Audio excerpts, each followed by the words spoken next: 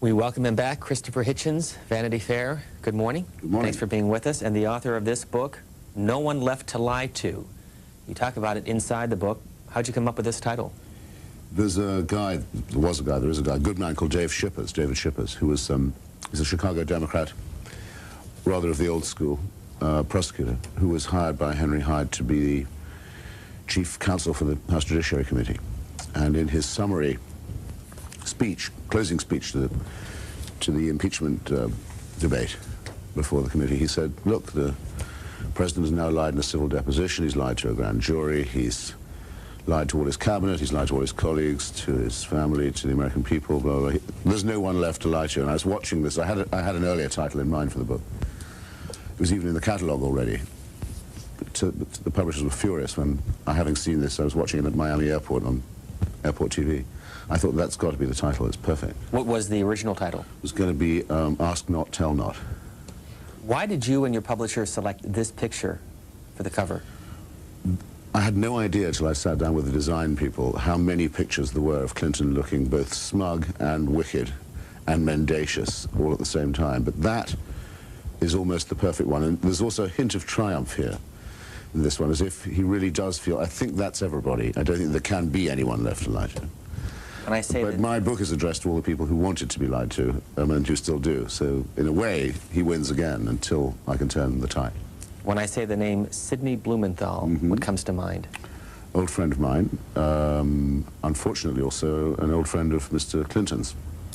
I'm a great admirer of and worker for. And alas, as he said to the Senate in his testimony, one of those who was lied to. I mean, he realizes now that Mr. Clinton told him a false story about Monica Lewinsky and other matters, and let him, which shows what kind of a friend Mr. Clinton is, let him go into the grand jury and retell this false and defamatory story. The grand jury was me, and I was prepared to say as much when asked by the House Judiciary Committee. And rather to my surprise, because Sidney had denied telling anyone else, it became a huge story. I mean, it was a week-long flap, which I thought rather distracted attention from the main story, which was that the president had authored effectively a slander against a former comfort woman of his for whom he had no further use. That's the kind of guy he is. It's what he quite often does. And had it circulated in such a way, I thought, as to constitute an obstruction of justice, because it was a threat to her as well as a slander of her. I can't find the quote in here, but in the conversation that you had with Sidney Blumenthal. Someone's been reading it closely. I have read it, actually. But and I'm going to paraphrase, you allude to the fact that Sidney Blumenthal said, we're going to take care of Juanita Broaddrick. That's not exactly what you wrote, but can you explain what happened? It was actually Kathleen Willey. Kathleen Willey, I'm sorry. Kathleen Willey. Well, I know it's hard to keep all these female victims in perspective, isn't it? I think I can now tell them apart, but it's an effort. Kathleen Willey, the week before I had my lunch with Sidney, Kathleen Willey had gone on 60 Minutes to say that she'd been the recipient of unwelcome attentions from the president. I thought she looked like she was telling the truth. I have heard since that she's been subjected to various kinds of intimidation of a sort of rather mysterious kind about it. I brought it up with Sidney, or it came up at the lunch, and I remember he said that, well, her numbers are high now. You know, the polls had found people thinking she was credible, but they'll be down by the end of the week. And what had happened was, I didn't like the tone of it, you know, so that we'll soon fix her kind of thing. But the following day, I think it was, the White House found and released all the private memos between her and the president. Some of them quite affectionate, you know, and admiring. She is or was a very Clintonoid Democrat. And what angered me about that, they found those and put them out in a day, more or less. Those had been subpoenaed not long before by the Paula Jones lawyers, those same memos, and they wanted any and all paper contact between the president and Ms. Willey.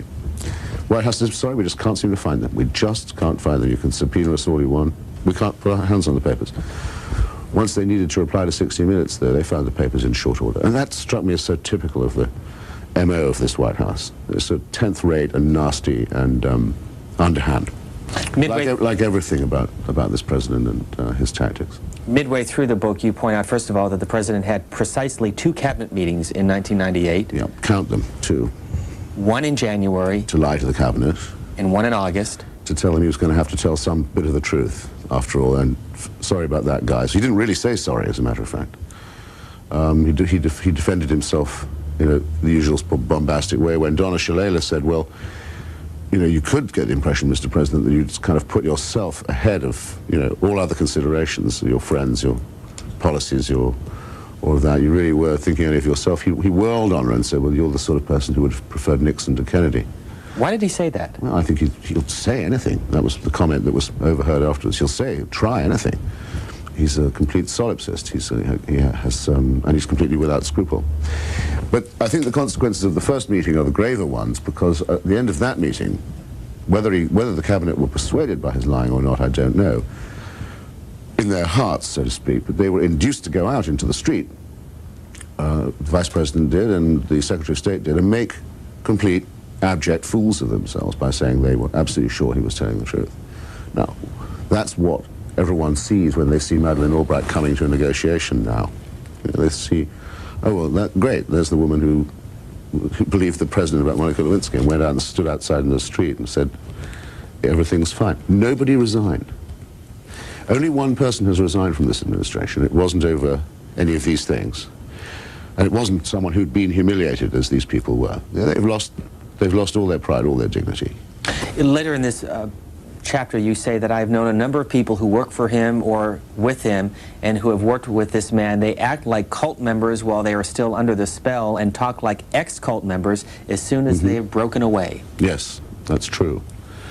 George Stephanopoulos? George is the one I know the best, yeah. Maybe it's slightly unfair to say that he acted completely like a cult member while he was working there. He's a relatively straight guy and rather decent, I think. But, you know, he had to often stand up for or defend impossible positions.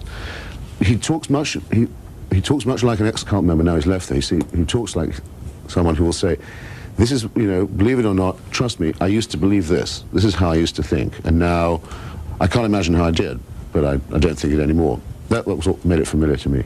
And let me bring up one other point, and then we'll get to calls. You talk about you were smiling, I encouraged. Well, I'm laughing. Let me read this, and then I'll have you follow up. You talk about David Geffen, Steven Spielberg of DreamWorks, who have contributed close to $400,000 and $236,000 to the Clintons of the Democratic Party, the Waltons of Walmart, $216,000, and Larry and Sheila Lawrence of the Hotel Del Coronado and their associated real estates, $100,000 of contributions by their companies or their employees to the President or the Democratic Party. You go on to say that Mr. Lawrence later achieved a brief celebrity by his triple crown of buying, lying, and dying. Yeah. Explain. Well, he and his wife gave all this money, and therefore they got into the Lincoln bedroom, because, as you know, this president, let me put it like this, maybe because I'm an immigrant to this country, I perhaps am too easily overcome with reverence, but it seems to me one of the things about Clintonism is that it's profaned, it's blasphemed, by turning the Oval Office into a sort of cheap massage parlor, the Lincoln bedroom into a sort of cheap motel for fat cats, and Arlington Cemetery into something that can be franchised for fundraising. Mr. Lawrence invented a war record for himself so that he could, along with a hefty donation, have himself buried in Arlington Cemetery, and he and his wife appointed to diplomatic positions and so on. When it was all discovered that this had been a fraud, and that the money shouldn't really have been handed over anyway, he had to be dug up out of Arlington Cemetery and reburied. Now that would get me down if I was a patriotic American, which I can't claim to be. And I was appalled and rather astonished that it didn't get people down, that things that we're supposed to teach the children about, like the Lincoln bedroom, Mr. Lincoln's bedroom, for heaven's sake, used as a motel, the Oval Office used as a massage parlor, and Arlington Cemetery used as a dump for lying fat cat fundraisers. This is appalling, isn't it? And yet everyone said, but these are private matters. Leave the guy alone. Well, my impression is that now that it's over and he's walked, just literally walked, got clean away with everything, and not apologized, and said that he doesn't regard impeachment as a disgrace, that now people are turning away from him. And for reasons they can't quite explain, I have a lot of people come up to me now and say, you know, I didn't agree with you about this, or I don't agree with you about that, but when he comes on the TV now, I can't watch it anymore.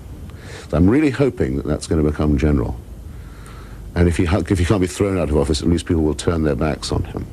The book is called No One Left to Lie To. Our guest is Christopher Hitchens, Del Mar, California, on our conservative line. Good morning. Good morning. I continue to be very troubled by the so-called trial that took place in the Senate. I wonder if you can reveal anything to me why a Republican Senate was so accommodating to the other side. I heard Mr. Shippers, who I thought should have really done the trial, say that Joseph Biden, a Democrat who, from Robert Bork fame, vetoed him. Why did Trent Lott allow this trial really not to take place? Even the Republican senators from Maine didn't want witnesses, live witnesses. I mean, it was, 7 hours of videotape testimony of a president who I believe they all know is unfit to be there, and we probably wouldn't have this war if they had convicted him. Thanks, caller. On the weekend after there was this row about my testimony to the House Judiciary Committee, I did get a call at home, as I've been told I might, from a senator, a senior Democrat, a guy I actually quite admire. I can't give his name, alas, but who said that he, after what I'd said and other things that he'd learned, he was now determined that he would vote to convict on, certainly on the count of obstruction of justice. I was impressed, and then he began to talk about how, well, maybe the thing's been presented in too partisan a way, and I remember thinking, I wonder if he really is going to vote. And of course, that day, to the lasting shame of the Democratic Party, he voted, not one single Democratic senator voted to convict on the evidence, which was quite clearly preposterous. And that was the most noticeable thing, but the lady in question is quite right to say that there was a mysterious lack of enthusiasm on the Republican side. It would take a long time to explain all the reasons, I think, why that's true. But in effect, there had been a Clinton-Gingrich co-presidency until quite recently. The Republican Party had no real political quarrel with the president. The president, after all, was enacting most of their program, and in the middle, indeed, of the trial itself. He, in a step that I think, among other things, constitutes vote buying in the potential jury, announced that, yes, after all, he is going to not just test but build the Star Wars, the SDI system, the most expensive and destabilizing and dangerous and wasteful boondoggle in military, indeed in political and economic history. So they were aware of that. They had the president where they wanted him. They said, okay, you enact our agenda, we might go easy on you. The second thing was that the Republican Party knows how to watch Wall Street and the opinion polls as well as anybody else does, perhaps a little better, certainly no worse. And it seemed to be the ruling of Wall Street and the Dow Jones and the opinion polls that impeachment was a waste of time or diversion, or at best. And at a meeting in Palm Beach of, I think it's called the Golden Eagles or some such, it's the Republican backers. I've sometimes heard it called the donor community, which always makes me laugh. The party had been told pretty much, you know, who cares about whether there's a crook as president? There are worse things than a crooked president if the guy knows, you know, what policies to pursue. Get with the program. I think Trent Lott was capable of picking up that signal. This quote above the title of the book, well-traveled, hyper-educated, pissed off, always funny. Is that how you describe yourself? The quote, we should point out, is from Voice Literary Supplement. It's from a very kind critic in the Village Voice who said that. It wouldn't be for me to say. The pissed off bit I can say is true. Now I know that, which I didn't know till just this moment, that you can say pissed off at breakfast time on C-SPAN. Boone, North Carolina, for Christopher Hitchens. Good morning. I have a question, several questions, and some points I'd like to bring up. One of the questions, kind of rhetorical, would be, why is Mr. Hitchens there wasting all his talents on bashing Mother Teresa and Bill Clinton? It's pretty much a foregone conclusion. And I saw... What's a foregone conclusion? Well, it's pretty obvious with what we've got. We just got to do the best with what we've got. And as far as Mother Teresa, you know, who cares? She did a job. But I saw you on Fox, and looks like Fox found the mother lode of all Clinton bashers, and it seems as though if Fox is going to use you, give Fox 100% Christopher Hitchens. Okay. And one other point is the real reason why we're in Kosovo is probably because the CIA didn't support Tanich, and the State Department didn't support Tanich, the American millionaire who was a true Democrat. That's small d. Okay. Thanks, caller. That reminds me that I didn't answer the other lady's question about how impeachment might have averted this war. Could I just... I mean, Certainly. I try and comprehend both questions in the same answer. I don't believe... no, start again. In my book, I say that I do believe that the president used military force in a capricious and promiscuous way to save his own skin in Sudan last August, the bombings of Khartoum and of Kabul, and also later the Christmas time or impeachment time bombings of Baghdad. I think I've made that case. If you don't find it convincing, I can only say that so far no one has rebutted or attempted to rebut this hypothesis. There's a great deal of evidence to show that the president, on his own initiative, used what should have been American military force for entirely private and corrupt purposes related to his own court calendar. It's the most shocking allegation to be made, I think, against the president, and the appalling fact that it's true hasn't sunk into people yet, because I don't think they can quite take it, but they'll have to face it.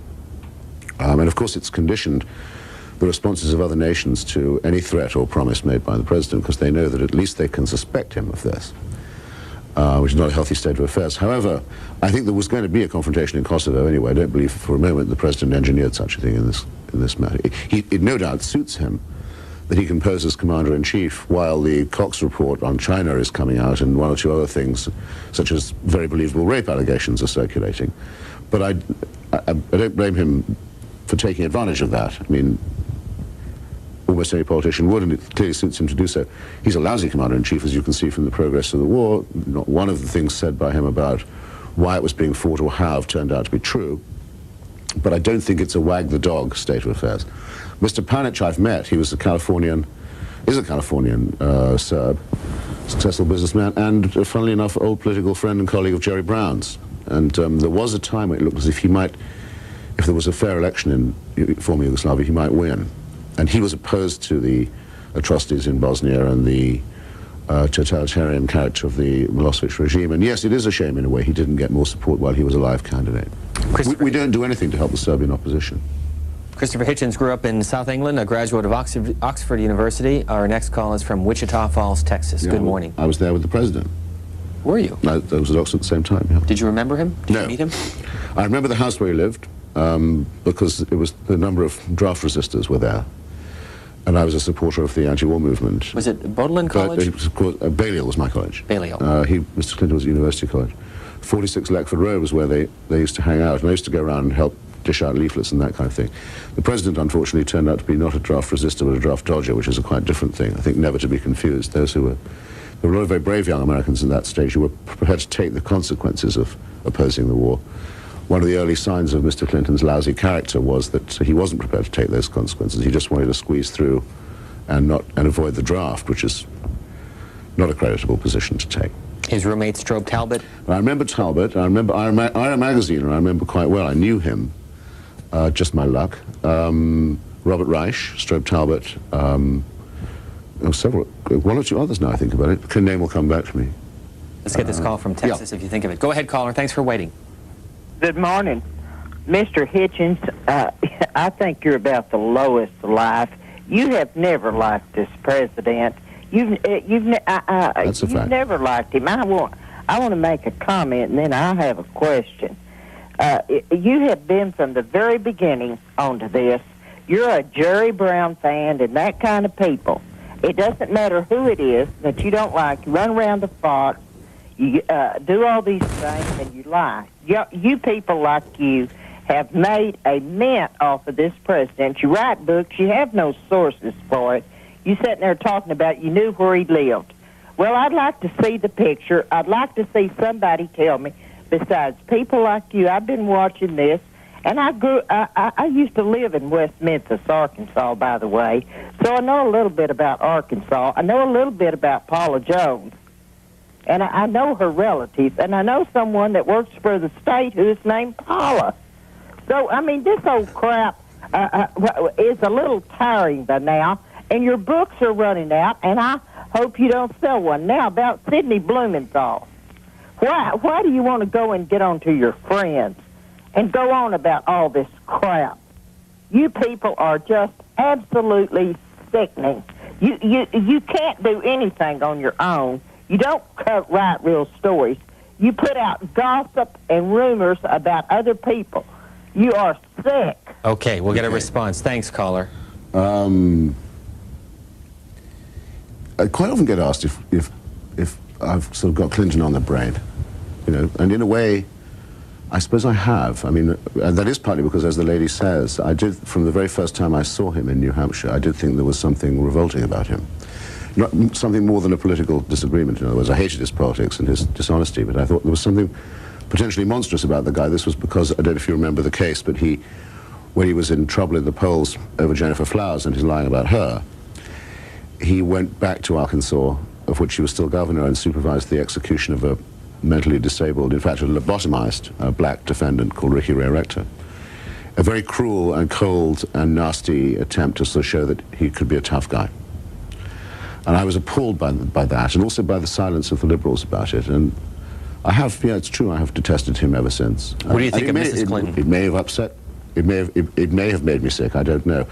The book is certainly in my mind an attempt to get him out of my system, but I think now I'll have to stick with it until the guy's gone one way or another, which isn't, thank heaven, that long now.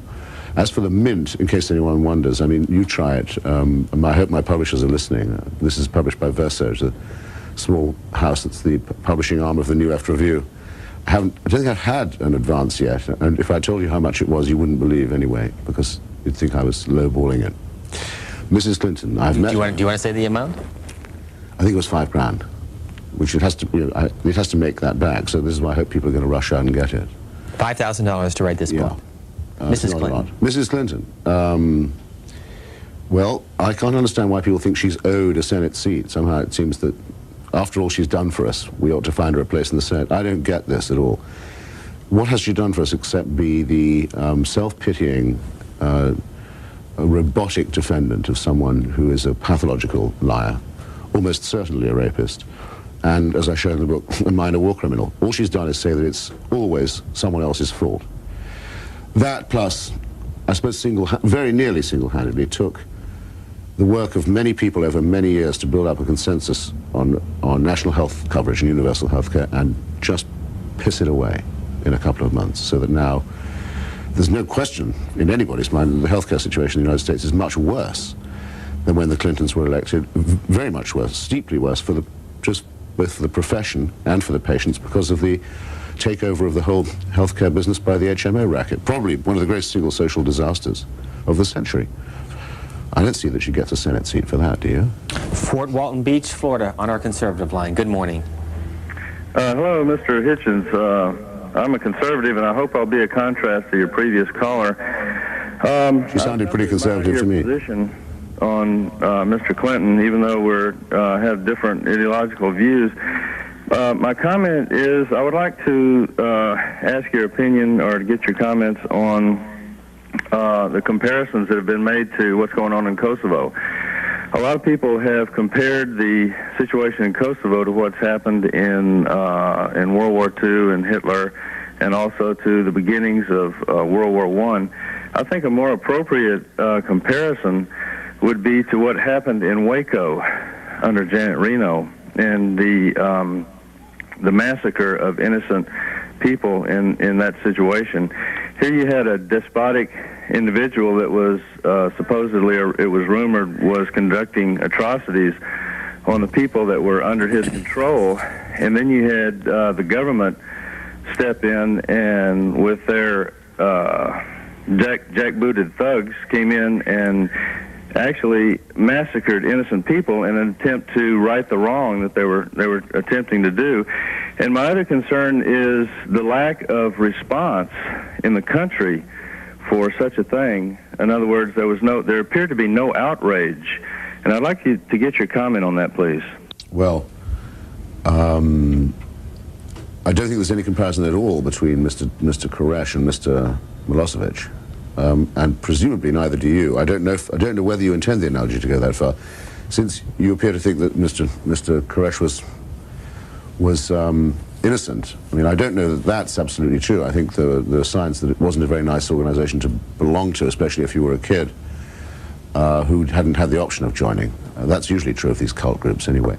Doesn't excuse what the Bureau of Alcohol, Firearms and Tobacco did, which, and as you say, it was a means by which we discovered that there was yet another armed and dangerous parastate force in the country that's entitled to come and kick down your door, as if there weren't enough of those already.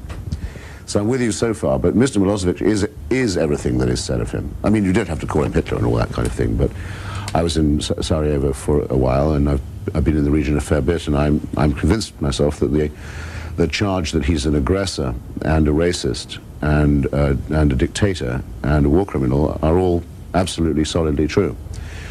The tragedy for me of the present war is that it's not being fought for the advertised purpose. I mean, if the war aims were what we said they were, or what they were believed to be, namely to get the Kosovo refugees back home and Mr. Milosevic out of power, I would be impressed. But it seems to me that can't really be the objective. The objective seems more to boost the credibility, another overused word, of a cumbersome and discredited NATO alliance. Westminster, Maryland, good morning on our moderate line. Moderate line? Good morning. Liberal, moderate, and conservative. I had no idea. Yeah. Go ahead, please. What about extremist? Where are my friends? I'm an ex-extremist. Ah. Yes, from the left. But I consider myself a moderate now, comparatively speaking. I take Mr. Hitchens as being part of a great tradition on American television that began, I think, probably with Gore Vidal. That's too kind, but I'll do my best to accept it with grace. I have a great deal of trouble with the ability of the American people to actually sum up and get angry about Kosovo, its policy and its effect. If you looked at the condition of the average Albanian Kosovar, as they call them, prior to the bombing and now, what have they won? I mean, their world has been lost, and I'm afraid that American policy has, without an exit strategy, has no way of getting them back.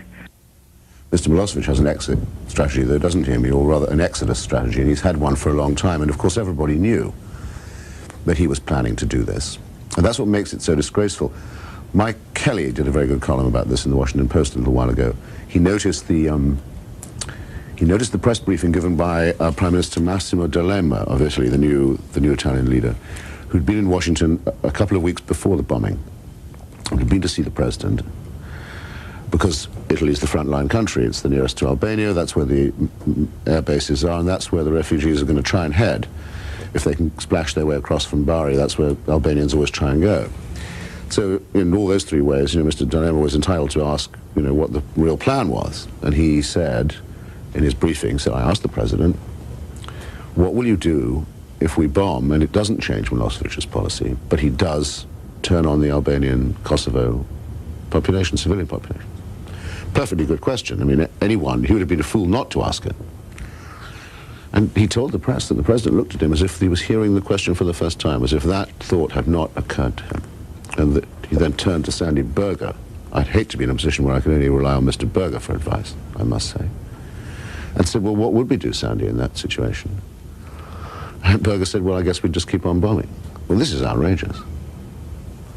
Silver Spring, Maryland. They then compounded this by saying, when the refugees were immediately kicked out in their hundreds of thousands and found on the hillsides of Macedonia and Albania, from the president and from the Joint Chiefs and from Mrs. Albright and Mr. Cohen, we were told, oh, don't reproach us with that. We knew that was going to happen. We're not surprised by this. Well, we were expecting it. They were expecting it. What kind of an admission is that? That makes them accomplices, in point of fact. We have to hope for their sake that they're lying, because if they're telling the truth, then they would have to go to The Hague as well as Milosevic and be charged with complicity in crimes against humanity.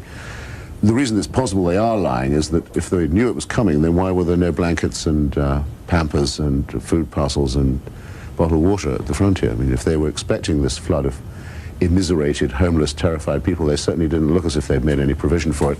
And then they said, well, I tell you what, since you have been kicked out, had your lives wrecked and all that, maybe we can have you live on a barbed wire encampment we've got in Cuba. I mean, as the caller just said, you know, if you didn't laugh, you'd have to cry, or you'd have to pretend that you hadn't noticed and just get on with your life. But the shame of this is unbelievable, it seems to me. Unbelievable shame. Go ahead, Silver Spring. Good morning. Good morning. I'm a long-time viewer, and 67-year-old African-American, and retired Navy veteran of 25 years of Korean and Vietnam War. And Mr. Hitchens fascinates me. He really gets to the core of a lot of things. I voted for Clinton twice, and I can't stand to watch him on TV. And I hate to say this, but as an amateur student of American history, I find him very much American, very much represents what this country is to a large degree. And I have no doubt in my mind that if he was in Milosevic's place, he would be just as ruthless and bloody.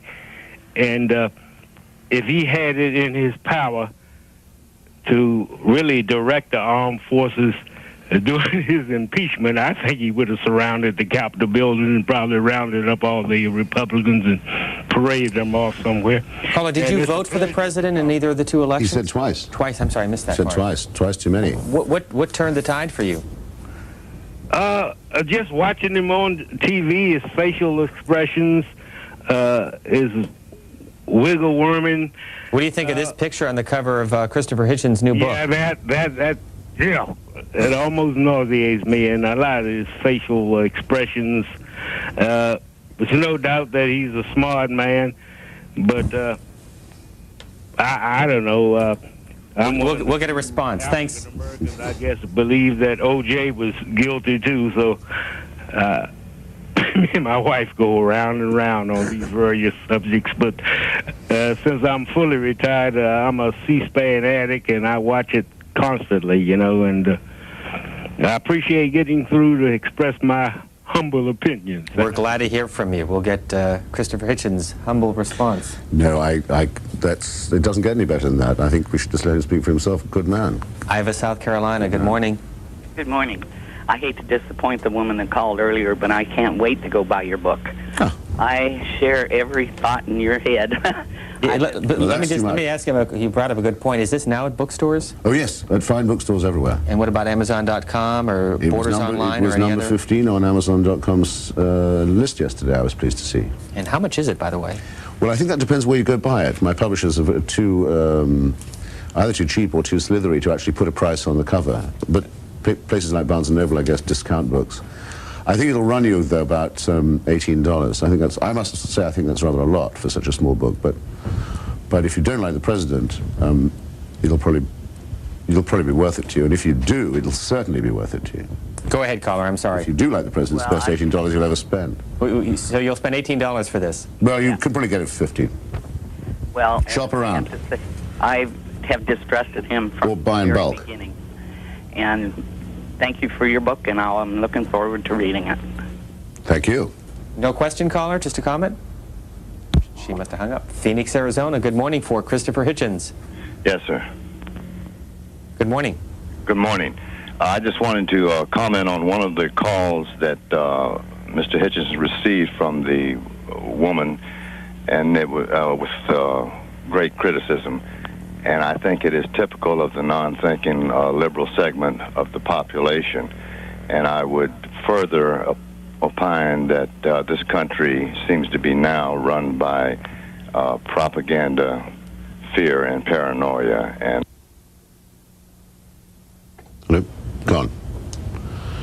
Well, I would say next. Cleveland, Ohio. Good morning.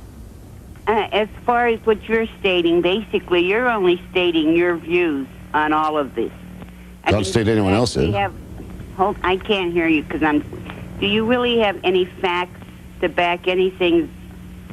And secondly, I am a Democrat, and I do wonder George W. Bush seems to be leading the pack by 50-some% or whatever it is now. He hasn't said a word yet. How could these Republicans back up somebody that hasn't said anything? I think this is so stupid. When is he going to open his mouth? Thank you. Thank you, caller. Do you ever notice how people sometimes will say, when you've said something yourself, they'll say, well, that's only your opinion. And you think, well, yeah, I mean, that's true. Who else's opinion could it possibly be? So it's a tick. Some people do this.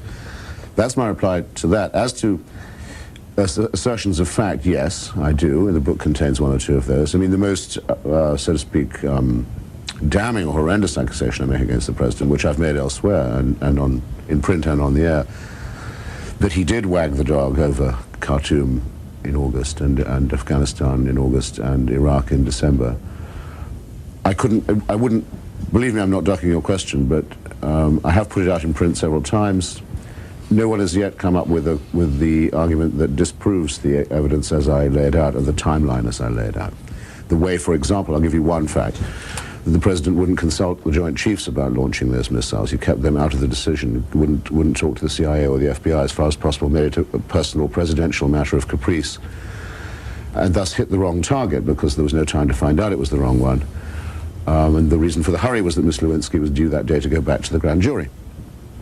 Things like that. Do you know how many people who've been asked to testify before the Senate Committee on the campaign finance scandal, which may turn into the greatest scandal of all time if it turns out to be connected to the Chinese People's Republic's theft of nuclear intelligence, which I think it is going to prove to be, by the way. Do you know how many people of the Clinton fundraising community were asked to come before that committee and either fled the country, became fugitives from justice, or took refuge in the Fifth Amendment? Here's a fact for you. 121. 121 people are currently refusing, by one means or another, to say what they know on the campaign finance question. That's a lot. That really is quite a lot of people. In fact, I think the political corruption of the electoral process has never been as boldly practiced as by any administration as by this one, or by any president as by this one. I wouldn't exempt even Richard Nixon from that judgment. We have a lot of emails. Let me go through a couple of them. One in Tampa, Florida. Gloria Blankley says, the lady insulting Mr. Hitchens is no better than the other enablers of this draft-dodging president. I'm finally hearing the truth about this man. Another says, there is no one I would rather listen to than Christopher Hitchens. I disagree with his political views, but he is so profoundly erudite, the William Buckley of the left. That from Jay McCarthy of Marblehead, Massachusetts. Gore Vidal and William Buckley, to be called both in the same show. Is this in the first half? Or are we past the... just about 40 minutes in. In the first 40 minutes. That's pretty good. That makes my day. Either one would have made my day, but both really does it. Thank you. I don't deserve it. Then we get this from Jerry and Janice. Your guest is a buffoon. Ah. I was waiting for the other shoe to drop. And there's this. Your guest, a Vanity Fair, makes me puke. Okay. No, but still... They can't take it away from me, the Vidal and Buckley stuff. They just can't take it away from me. Surely, is that all they say? There's more, but we're going to get back to calls. Worcester, Massachusetts, for Christopher Hitchens. Good morning. Good morning. Mr. Hitchens, I have a question. Earlier you made the comment about President Clinton, making the comment to Donna Shalala about her preferring Nixon over Johnson. And I just wanted to ask... Nixon over Kennedy. Over Kennedy, excuse me. I had a question. After the impeachment, his first press conference, Mr. Clinton told the story about the man falling off the cliff and grabbing onto a branch. I wanted to know, because you know this administration, does he actually believe this when he says it, and believe this when he says it to his cabinet members, or is he part of a strategy to infuriate his enemies or infuriate his critics so they'll speak out more against him, therefore his poll rating go up more? Do you have any comment on this? Well, it's a thing you have to ask yourself all the time about Clinton, because you can only make, it's like what used to be called the Cretan paradox, the philosopher Zeno came up with, saying all Cretans are, all men from Crete are liars. But what if you're told that by someone who is himself from Crete? Is that statement still true if it's said by someone who's from Crete already? The Clinton paradox is the same. You wonder if he's lying even when you suspect he might be telling the truth. For example, he, just on this matter of the impeachment and the trial, he said that he had never read the Starr report. He said that he never watched any of his own trial. Now, suppose those statements should be taken at face value. I mean, I suppose he wanted that, he wanted those statements to be believed. Why should he want people to believe that he didn't even trouble to read the document that had created all this fuss and that was the account of all the trouble that he, Clinton, had put everyone to? And isn't it astonishing that he would want us to believe that he wouldn't even watch his own trial by the United States Senate? What was he doing instead? Playing golf? Having phone sex? We don't know. But I mean, he wanted us to believe that. But I thought to myself, well, what does he take us for? Or what is he really like if he thinks those are clever remarks to make? So, and he does have a very lively sense of his own self-interest, and you can't say he's not good at manipulating public opinion and public opinion polls. But these just seem to me to be giveaways of a personality that's just deeply rotten. Does he know who you are? I don't think so. Well, I wonder now. He might. If you had the opportunity... I've never met him. I've met him. I've asked him a question in New Hampshire. I asked him about the lynching that he conducted of Ricky Ray Rector, but he turned his back on me. He wouldn't answer that question. If you had the opportunity, would you ask him a question in a White House news conference? No. I don't go to those things. I mean, I've got a pass and so on, but I've stopped going because it's humiliating. Like this business tomorrow night at the White House Correspondents' Dinner. It's embarrassing as a member of the profession to go to these things now because you're being used as part of the furniture. You're part of the effects. You're part of the props, the stage set. It's degrading to go, I think. And not that the president is in the habit of giving much in the way of press conferences this year. I mean, one of the many signs of the sort of banana republic kind of regime that he's been running is that he won't meet with the press unless he absolutely has to, or unless he can shelter behind or drag in as a prop of some visiting dignitary who's worth 10 of him. Al Kamen writes about the dinner you just alluded to tomorrow night. We'll have coverage of the dinner, which our coverage gets underway at 9:30 East Coast time. Al Kamen writes, black tie, wires optional. Michael Isikoff is getting the Edgar Allan Poe Award from the White House Correspondents Association. And for a while, the president said that he was either not going to show up or travel somewhere else, like Littleton, Colorado, or an Air Force base in Europe, or sucking up and going. He's decided, according to Al Kamen, to suck it up and go, but he will not be on hand for the award ceremony. Can you explain? Yeah, every year there's this terrible event at the Washington Hilton where where the press grovels to the president and the president grovels to the press. It's a horrible thing to see. The president tries to show he's got a sense of humor. The press tries to disprove what's already obviously not true, namely that it has an adversarial relationship to the presidency. It's a humiliating evening, and lousy food and bad speeches, and worst of all, because the journalistic profession gives itself far too many of these as it is, prizes are handed out, like party favors. And Mike Isikoff, who is a very good reporter and has written a very good book, has got this prize. And I was trying to persuade him last week. He came to my book party in Los Angeles that he shouldn't go up to be given the prize by the president. He's got the award. That's an honor, if you like. There's a small check. Put it in the bank. You don't have to go and be part of the stage management of this appalling liar and jerk. And if it was a corporation, Newsweek wouldn't let him do it, quite rightly. I don't know what he had decided, but now, unfortunately, Clinton's decided for him that he's not going to be there to hand him the award. So it should have been Michael who said, I wouldn't take it from the president anyway. Ventura, California. Good morning. Well, hi. Mr. Hitchens, I didn't vote for the president either time and have never been much of a fan of the president. But if you compare this president and presidency with the previous presidencies and the kinds of things that happened inside those administrations and the kind of foreign policy that they used and the kind of economic policy that they used, this one may have this odd style, but in the end, it's not a whole lot different, Well, I can certainly see the force of that point, but I'd add one observation, though, which is part of the motive for my book. My book is, in a way, it's an address to American liberals and to American liberalism. When Mr. Nixon and Mr. Reagan and Mr. Bush did the sort of things I imagine you have in mind, either at home or abroad, there was always a section of the population, quite a large one, in fact, and in the academy as well, and on campus, I mean by that, and in my profession and elsewhere, who at least claimed they weren't taken in by it and were prepared to oppose it. With Mr. Clinton, however, enacting, for all practical purposes, a conservative Republican agenda, agenda is a word I hate, but there's no alternative to it. Liberals went quiet, they went dead. They couldn't criticize him. In fact, they often not just went quiet, but they noisily defended him with completely preposterous and illogical syllogisms, such as, well, it's a private matter if he's corrupt. It's his business. It's no concern of ours. Everybody lies, they said, as if everybody lied in that way. Which meant that, in effect, there was no political opposition left in the country. Except the extreme right, or some of the extreme right, and the religious right. Well, that's the situation we've never been in before, where the consensus, a consensus is completely bodyguarded and absolutely corrupt and worthless politician. So I thought that made it for me more serious, and so the book is a riposte to all those who tried to carry the guy when it was possible to have seen through him. Kauai, Hawaii for Vanity Fair's Christopher Hitchens. Good morning.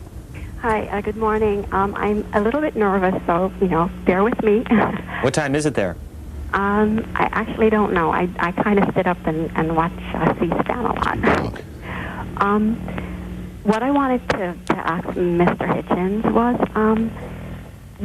why, does he have an opinion as to why is it that hate is is such a strong thing? I mean, I knew him from a long time ago. I used to admire him a lot and everything, but I feel like he's getting so consumed with it, and it's not good for him. I think that I don't know. I feel kind of bad for him. I feel bad for Bill Clinton. I feel bad for him. It's like the hatred is just. It's making everybody do things that maybe ordinarily, they wouldn't do, and it's going around so much. I mean, you hear it on talk radio shows, and, and I mean, like, it's just, I mean, people could, if they could just step back a little bit, like Mr. Hitchens, for instance, if he could just step back. I mean, he brought it back to maybe the reason he hates Bill Clinton is from the time when he did that, the execution thing, which I don't know the full story of, but I mean, I just want to ask him, I just want to ask him as a human being to another human being if he could try to, just step back a little bit and kind of see other things about Bill Clinton. He's not a perfect person. He really isn't.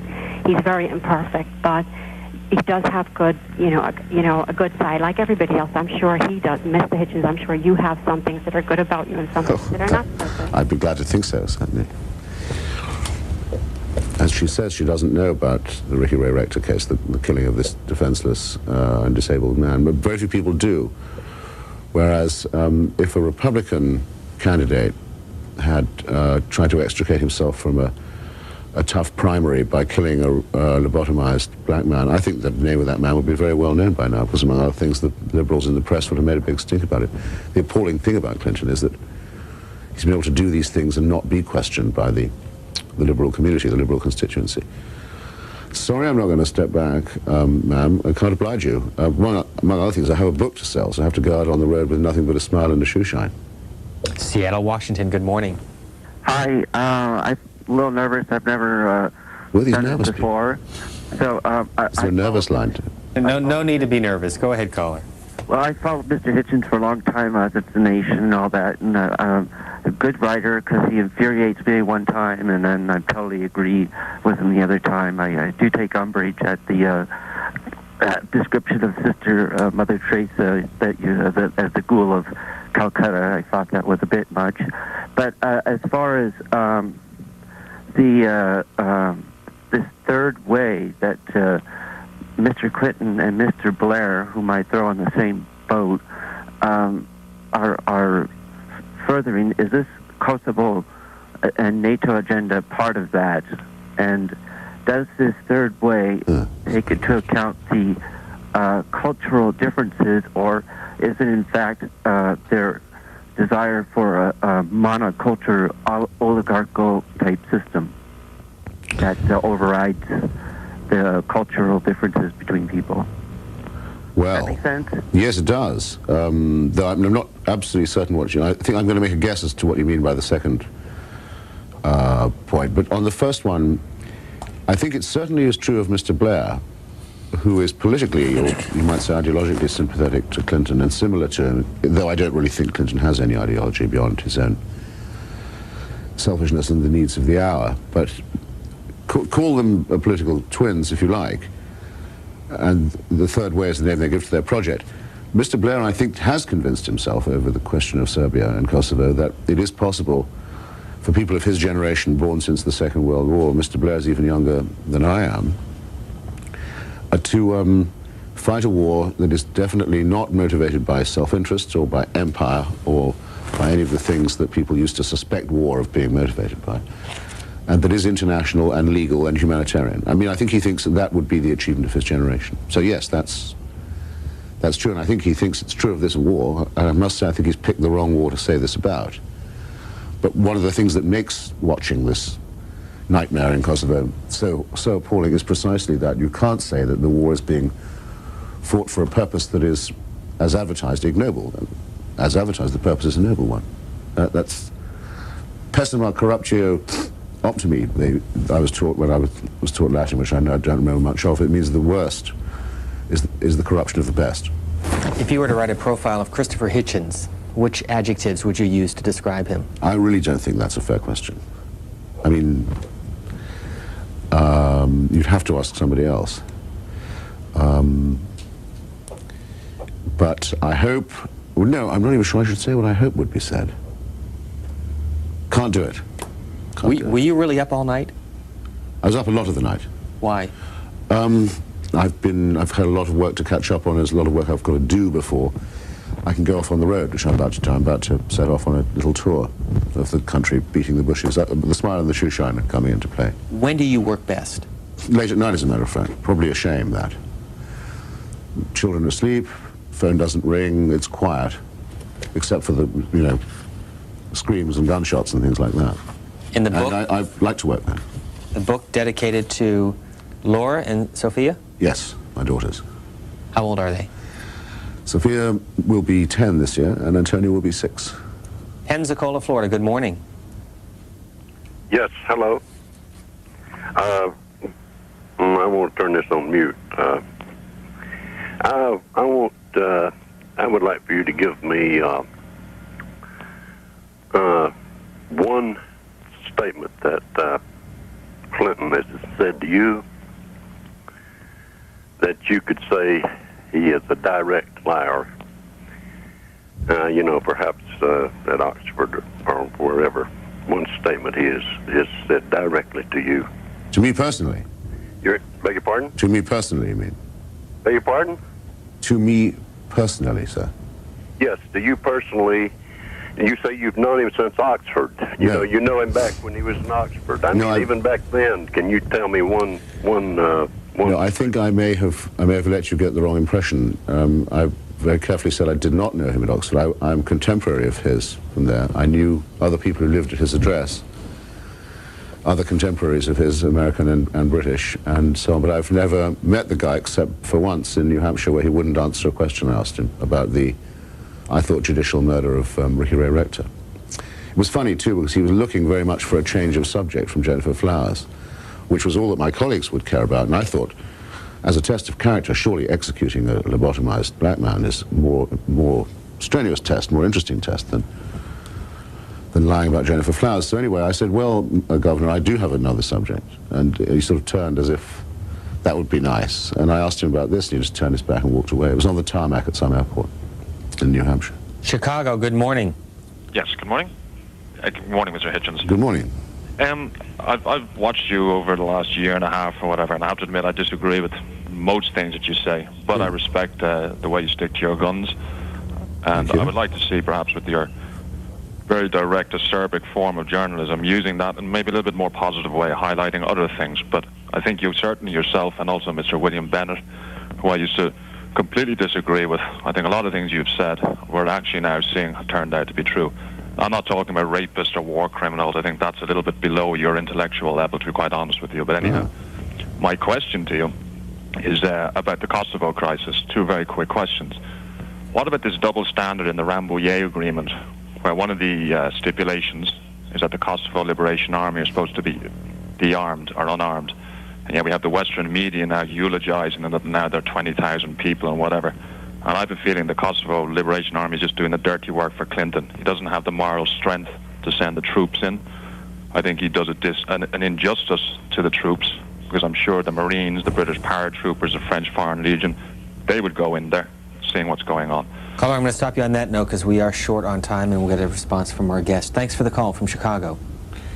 The Kosovo Liberation Army I know very little about. I don't trust anyone who says they do know it well. Allegations have been made against it that it's an extreme Leninist organization, that it's an extreme Islamic organization, and that it's a drug dealing and narcotic smuggling organization. I don't know of any evidence for any of those three propositions, and I know that a lot of what is said about KLA is slanderous, but I have a suspicion that there's an accusation you could make against it that would be true, which is that it's an extreme irredentist nationalist organization, by which I mean to say that it wants, in the end, Kosovo to become part of a greater Albania. And I think that the metastasis of the vile idea of Milosevic, Greater Serbia, a state based on ethno-fascism, internally and towards its neighbors, the metastasis of that will be Greater Albania. It'll be Milosevic's fault, but it won't be a pretty thing to see. And I think Western policy should be predicated on the idea that Greater Albania would be a bad idea too, just as Greater Serbia is. Jacksonville, Florida. So you're right, there is an imbalance, yes. Good morning for Christopher Hitchens. Yes, sir. I'd like to say thank you, Mr. Hitchenson, for writing the book. I do have two comments for you, sir. One, I'd like to find out what you know of the Ford Foundation and if you believe that the Clinton administration is involved with it. I've read several books throughout the years on that subject of a larger government issue behind the scenes. And also, I'd like to correct Mr. Kelly, who was on before you, who said that there are only 10,000, 12,000 people in the area of both Iraq and the Kosovo area. But the fact is that there's better than 50,000 people that are deployed from the United States over there right now. Military personnel. Affirm. Okay. From the actual United States, pre-deployed, not stationed overseas. There's better than 50, almost 75,000 involved. And I believe it was just the other day you had Representative Gilman on talking, and he said that the war over in Iraq is over. And I will hate to tell you this, and the people of America do need to know this. Your military is still out there on the line every day, flying over these countries, and nobody believes the war is over, even though we're not bombing every day as we are now in Kosovo. Appreciate the call. Thank you. I can't help him on the Ford Foundation. I'm sorry, sir. I have no information on that. What is triangulation? Triangulation is three-card Monte, really. It's a fancy name for three-card Monte. It's a name. The fancy name is coined by Dick Morris, a sleazy political consultant, ultra-conservative, used to work for Jesse Helms, unscrupulous money man and bag man, and occasional procurer of women also for the president, and until recently, his only male friend. The idea of triangulation as a strategy is this: you steal the Republican Party's program, adopt it for the Democratic Party, hope you can bring the donors along, the Republican Party's donors along with you, which you often can. Then you're faced with the task of shoring up or reassuring your own constituency, and that's done by means of a sort of cheap and superficial political correctness, by which I mean Mr. Clinton was very good at going to different constituencies and suggesting that they wouldn't be safe if there was a Republican majority, to women about abortion, for example, to some civil libertarians about the Supreme Court. He's very good at resorting to that kind of thing when in a corner, for example, on this China scandal, which I think still might be the death of him, if half of what we suspect is true. His first response is to say, but this is just Asian bashing. Now, no one had done any Asian bashing. There was no suggestion at all. There wasn't, I think, even an undertone of chauvinism in the pointing out that a lot of Mr. Clinton's donors were acting for foreign powers and major Asian foreign corporations. Immediately he turns it into an, before anyone said anything, well, this is Asian bashing, as if to appeal to, you know, a latent rainbow coalition. That's the way the trick is pulled, and that's where triangulation gets you in the end, by the way. As you may know, we're spending a lot of time on this network looking at the 41 men who have served in the White House, 41 American presidents, 42, but one served not consecutive terms. What is a fair amount of time in order to judge President Clinton through the prism of history? Oh, I think his place in history is secure already, don't you? I mean, I really don't think that there can be much doubt about it, that people will say his was a regime of nothingness punctuated by nastiness. 8 years eaten by the locust. The time when the possibility of denuclearizing and disarming large parts of the world, he was the first real post-Cold War president, was simply thrown away. With a chance to rebuild a different relationship with Russia was thrown away in the same way, where the most sordid imaginable relationship was, however, developed with China in the most cynical possible manner. Where the worst kinds of political trickery were practiced, where the healthcare argument was lost perhaps for a whole other generation, and where the standard of public life and of what can be expected of a public servant was allowed just to collapse in free fall. No, nothingness punctuated by nastiness is what it will. You don't need to wait for a verdict on Mr. Clinton. The book, No One Left to Lie To, by Christopher Hitchens, now out, published by? Verso, V-E-R-S-O. Thank you very much for being with us.